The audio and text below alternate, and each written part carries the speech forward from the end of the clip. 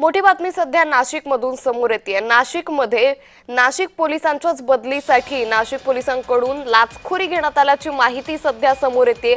त्यामुळे हा धक्कादायक प्रकार समोर आलाय। मुंबई नाका पोलिसात आता गुन्हा दाखल करण्यात आलेला आहे। नाशिकमधून ही मोठी बातमी आपण पाहतोय। बदलीसाठी 35 लाख रुपये मागितल्याचा आरोप यावेळी करण्यात आलाय। या प्रकरणी आता पुढची कारवाई कशा पद्धतीने होते हे पाहणं महत्त्वाचं ठरणार आहे। संशयित सागर पांगरेंविरोधात आता गुन्हा दाखल करण्यात आलेला आहे। नाशिकमध्ये पोलिसांकडूनच पोलिसाच्या बदलीसाठी लाचखोरी घेण्यात आली।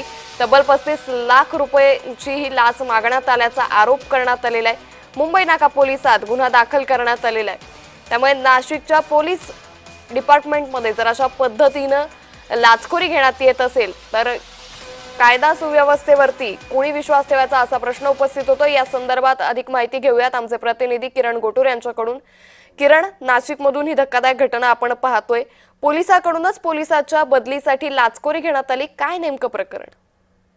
अंकिता, अतिशय धक्कादायक ही बातमी म्हणावी लागेल। एका पोलीस अधिकाऱ्याच्या बदलीसाठी हे संपूर्णपणे पैसे मागितल्याची माहिती समोर आलेली आहे। एका व्यक्तीकडून खरं तर या पोलीस अधिकाऱ्याकडे आणि एका पोलीस कर्मचाऱ्याच्या मार्फतच ही जे पैसे हे मागण्यात आलेले होते।